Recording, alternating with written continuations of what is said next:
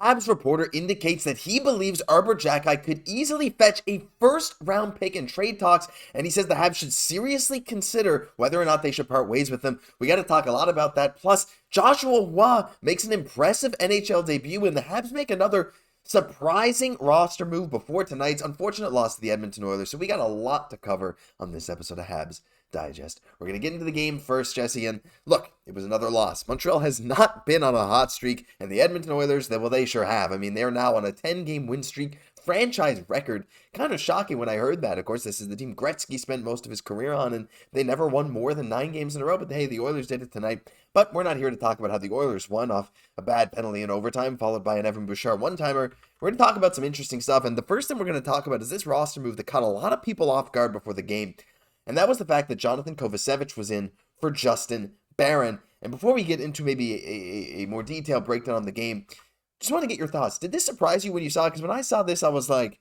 Barron I thought had a really good start to the season recently, has been making some more mistakes, but I guess in my brain, it was Harris that would probably be coming out and not Barron. Were you surprised at all by this? Well, in the press conference earlier today, Martin St. Louis mentioned, obviously we have so many defensemen, Kovacevic ready to go, wants to kind of keep him in the rotation as well. But the thing with Justin Barron is, as Martin St. Louis says, is like, you have to give him a reason not to take his chair. Mm-hmm. And by chair, he means place on the team. Yeah. But yeah, no, that's it. It's like, for a player like Justin Barron, who's not scoring offensively, if he's not doing that, then he needs to be good defensively. They'll sometimes say, okay, if you're scoring goals, we'll allow for maybe some bad defensive plays. But the moment he stops producing offensively, and maybe some defensive issues are there, again, that's giving Marty St. Louis the reason. So I like that, at the same time that, these messages are getting sent, because when these players are coming back in the lineup, even Jonathan Kovacevic, maybe not as strong as game, but at the same time, I felt like he at least responded when a player's coming back, like they want to play well, right? And so kind of bringing out a little bit of that competition. So definitely get this. I think it's important to shake things up. I actually really liked how, as a result, we were able to shake up our defensive pairings tonight. I agree too. It was really cool seeing some different pairings than we usually get to see. Of course, we saw a good bit of Harris with Savard. I kind of like that, Guhle messing around with, yeah, it was really cool. But the big roster is not necessarily that one.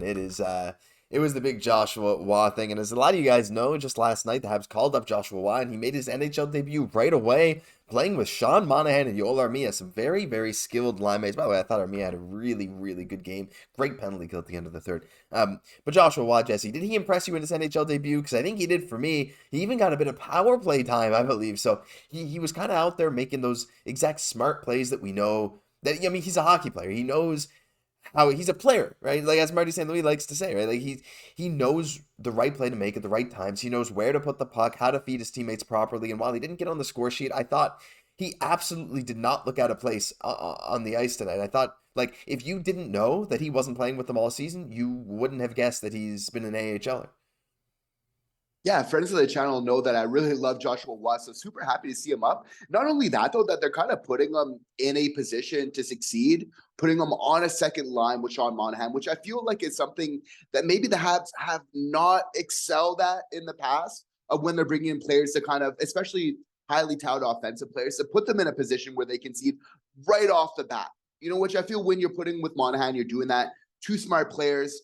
Obviously, he's going to need to get more reps in, but we saw, he's saying that, for a lot of time, people say that he's not the best skater, but I find he looks kind of smooth out there for a lot of time with his skating, right?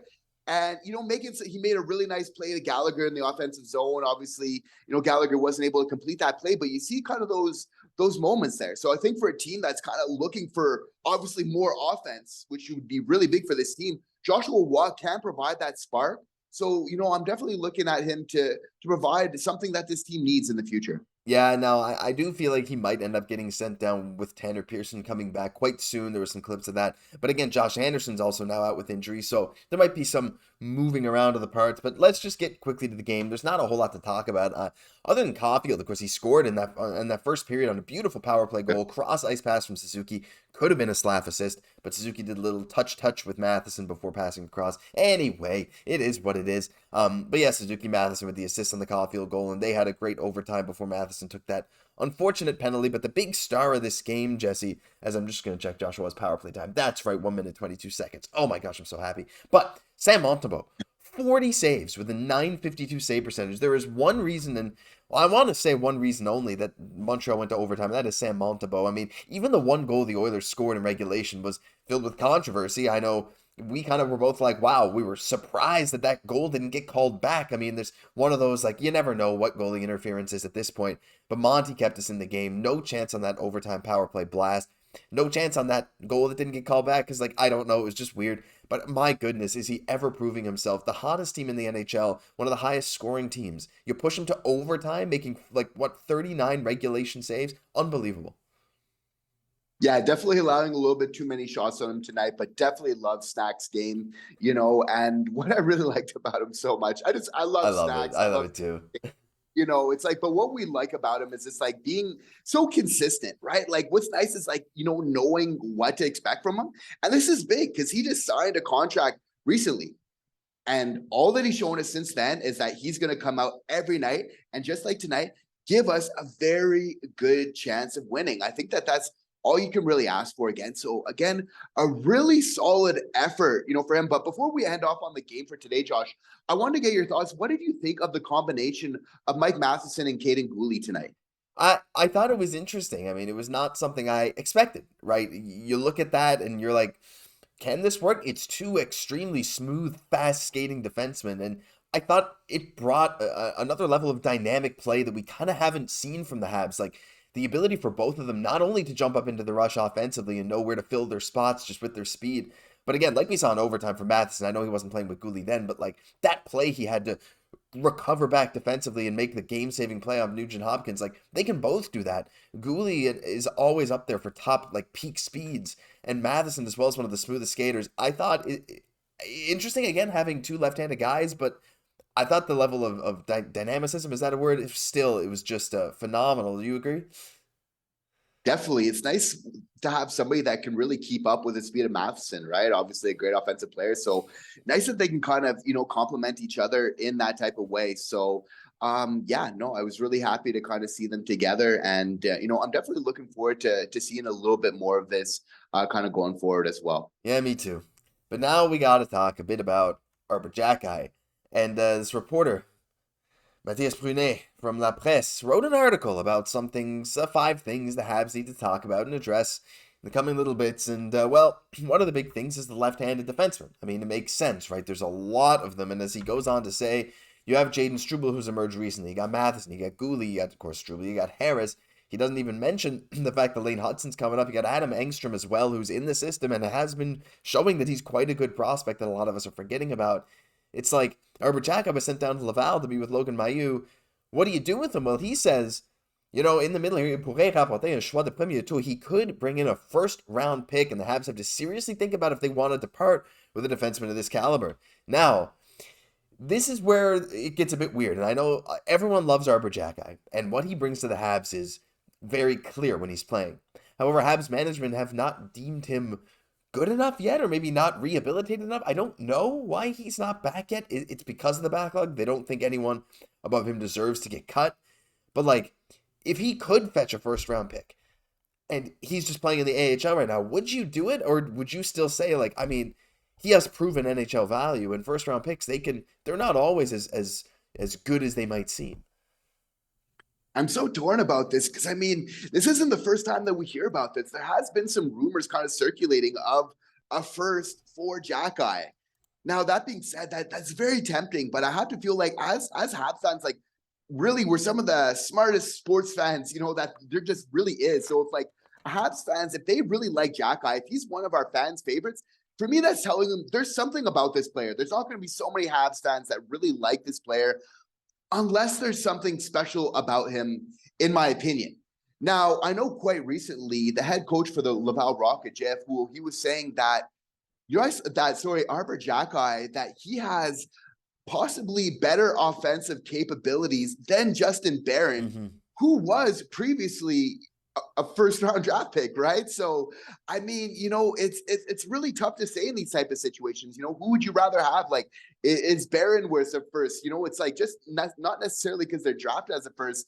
And not necessarily always mean that the value's there, right? But I know he brings a lot to this team. You definitely have to be taking the calls, but I would be so reluctant to trade a player so early in their career without having a full grasp of what they can fully bring to this team.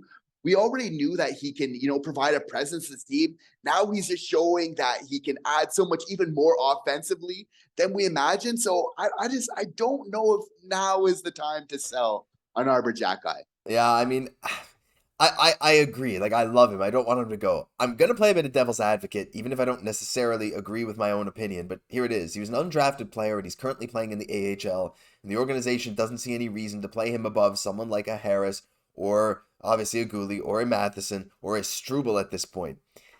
At that point, if this guy is, I mean, maybe he could crack above them soon.